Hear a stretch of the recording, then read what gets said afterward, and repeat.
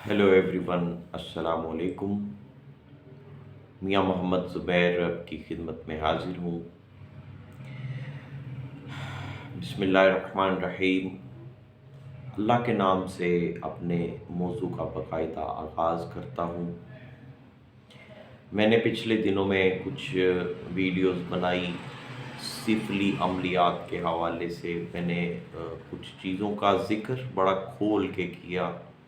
ख़ास तौर पे शादी के हवाले से, मैरिज के हवाले से, लव मैरिज के हवाले से सिफली अमलियात का सहारा लेने से लोगों को मना किया। उसके जवाब में कुछ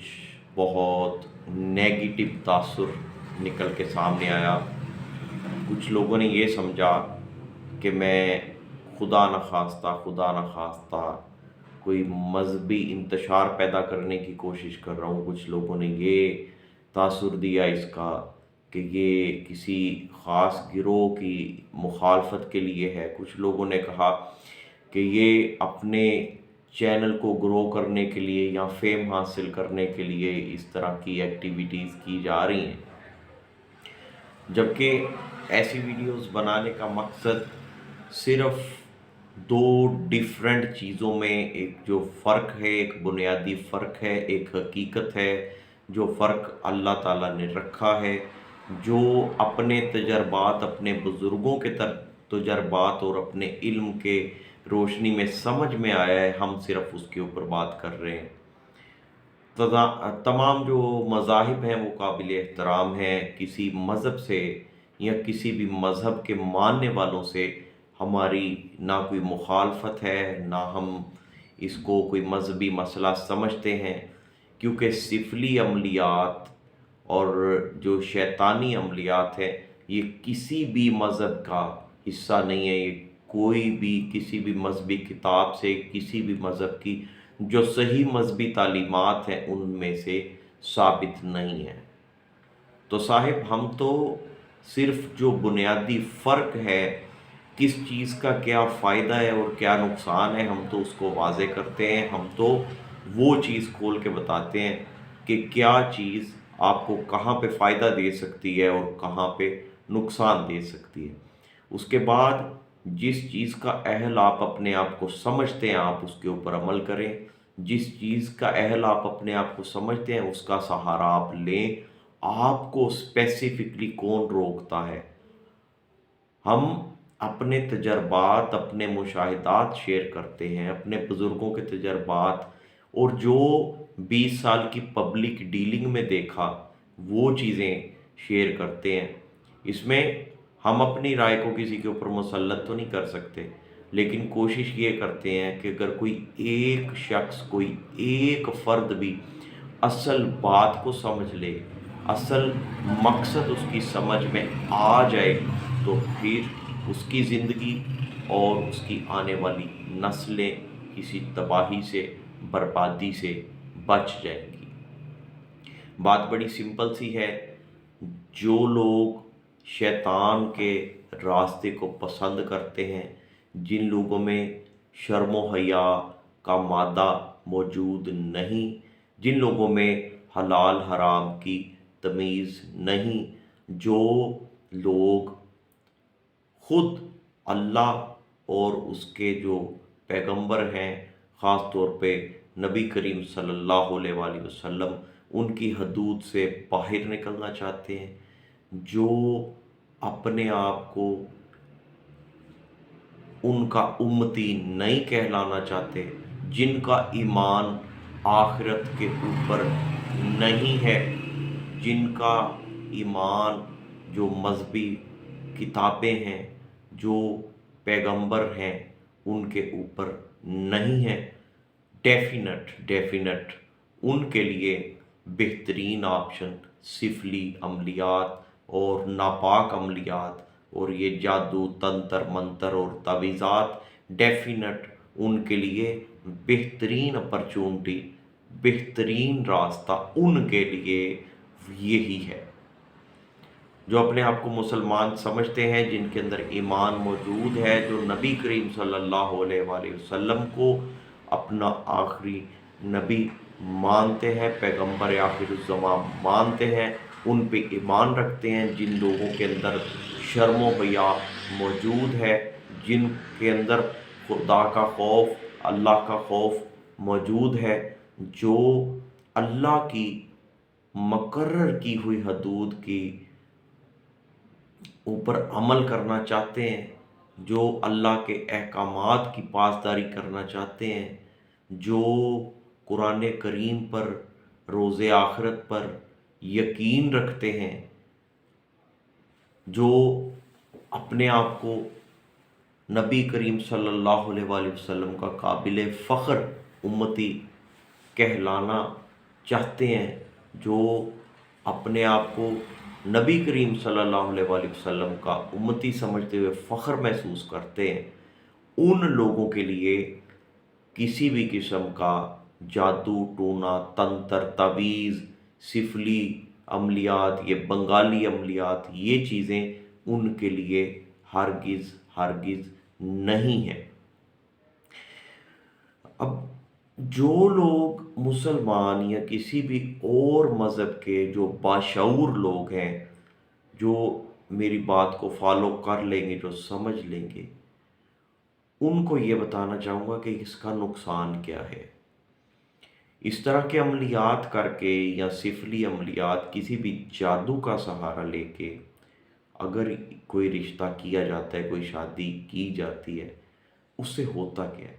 عارضی طور پہ اس لڑکے یا لڑکی کے دل و دماغ کو قابو کر کے جو ہے وہ آپ کی ڈیمانڈ پوری کروا لی جاتی ہے۔ یہ اسی طرح سے ہے جس طرح کسی کو بے ہوش کر کے اس کے سائن کروا لیے جائیں، کسی کو بے ہوش کر کے اس کا انگوٹھا لگوا لیا جائے، کسی کی آنکھوں پہ پٹی باندھ کے اس کی کوئی چیز چرا لی جائے، اور آپ یہ امیجن کریں کہ جس کے سائن کروائے جائیں گے، جس کا انگوٹھا لگوایا جائے گا، جس کی آنکھوں پہ پٹی باندھ کے اس کو ایک جگہ سے دوسری جگہ پہ منتقل کیا جائے گا، اس کی ہوش آ جانے کے بعد، وہ حقیقت کھل جانے کے بعد اس کی کیفیت کیا ہوگی؟ اس کیفیت کو امیجن کریں، اور جو کیفیت اس کی ہوگی وہی کیفیت ایسے رشتوں میں ہوتی ہے جو اس طرح کے عملیات کے ذریعے جو رشتے قائم کیے جاتے ہیں۔ جس شخص کو مختلف قسم کے عملیات، تعویذات اور موکلات کے ذریعے باؤنڈ کر کے، قابو کر کے، اس کی زبان کو بند کر کے، اس کے دل و دماغ کو قابو کر کے آپ کے قابو میں دے دیا جاتا ہے، جب اس کو ہوش آتی ہے، اس کے نتائج بہت بہت سنگین ہوتے ہیں۔ وہ رشتہ جو کہ اگر ایک پاکیزہ طریقے سے ہو تو وہ بہت مقدس رشتہ ہے، لیکن جب اس طریقے سے اس رشتے کو قائم کیا جاتا ہے تو وہی رشتہ آپ کے لیے اذیت کا، تکلیف کا، انزائٹی کا، ٹینشن کا، ڈپریشن کا، نہ جانے کتنی بیماریوں کا باعث آپ کے لیے وہ رشتہ اس وقت بن جاتا ہے جب اس کے اوپر سے اس عمل کا اثر ختم ہوتا ہے۔ اور اس دوران اگر ان کے کوئی اولاد بھی ہو گئی، ان کے کوئی بچے بھی پیدا ہو گئے، تو آپ کی اس ڈسٹربنس کا، آپ کی اس تکلیف کا، اس بے چینی کا، اس گھبراہٹ کا، اس الجھن کا شکار آپ کی وہ اولاد بھی ہوگی۔ آپ کی یہ ایک غلطی آپ کی آنے والی نسلوں کو ناقابل تلافی نقصان دے سکتی ہے۔ اس لیے ان چیزوں سے اور اس طرح کے عملیات کا سہارا لینے سے منع کیا جاتا ہے۔ نورانی عملیات میں آپ صرف اور صرف یہاں تک ٹھیک ہے کہ آپ قرآن کریم کی کسی صورت کو پڑھتے ہیں، اللہ تعالیٰ کے سامنے اپنا سوال رکھتے ہیں، اپنی حاجت، اپنی طلب رکھتے ہیں، اللہ رب العزت سے اس کی کلام برحق کی برکت سے اور محمد و آل محمد کے وسیلے سے مانگتے ہیں، یہاں تک ٹھیک ہے۔ آپ کوئی آیت پڑھتے ہیں قرآن کریم میں سے، اس کلام برحق کی کوئی آیت پڑھتے ہیں، آپ اللہ تعالیٰ سے مانگتے ہیں، آپ اللہ تعالیٰ سے طلب کرتے ہیں، وہ ذات اگر دے دے الحمدللہ، نہ دے تو اس میں اس کی کوئی حکمت ہے۔ آپ اسماء الحسنہ میں سے کوئی چیز، کوئی اس میں پاک پڑھتے ہیں اور اس کی برکت سے، اس کے وسیلے سے اور محمد والے محمد کے وسیلے سے آپ طلب کرتے ہیں، یہاں تک ٹھیک ہے۔ لیکن وہ جو اسپیسیفکلی کسی کے نام کے تعویذ لکھنا، اس کے پتلے بنا کے دفن کرنا، یا مرغی کے یا اور مختلف قسم کے پرندوں کے دل لے کر، ان کے ناخن لے کر، ان کے پر لے کے، اس طرح کے عملیات کر کے کسی کے نام کے اوپر، اس کے نام کے اعداد کے اوپر کر کے، اور طرح طرح کی کسی کو کوئی ناپاک چیز کھلا کے، کسی کے نام کا تعویذ جی آدھی رات کو درخت کے اوپر باندھ دے، فلاں چیز جو ہے وہ قبرستان میں دفن کر دے۔ اگر اس طریقے سے آپ اپنا رشتہ قائم کرنے کی کوشش کریں گے تو جو ایک پاک اور مقدس رشتہ ہے، وہی رشتہ جو ہے وہ اگر آپ اس طریقے سے قائم کرتے ہیں تو وہ آپ کے لیے وبال جان بن جائے گا، وہ آپ کے لیے مصیبت کا باعث بن جائے گا۔ لوگ محبت کے نام پہ اپنی ہوس پوری کرنے کے لیے، یا پھر کسی کے ساتھ چیلنج کر کے، ضد میں آ کے یہ سوچ لیتے ہیں کہ چند پیسے لگانے سے میرا کام ہو جائے گا۔ لیکن امیجن کرنے والی جو چیز ہے وہ یہ ہے کہ ایک بندہ آپ کے پاس چل کے آتا ہے، ایک کو آپ اٹھوا کے لاتے ہیں، ایک آپ کا دوست بنتا ہے، ایک کو آپ جو ہے وہ بیڑیوں میں جکڑ کے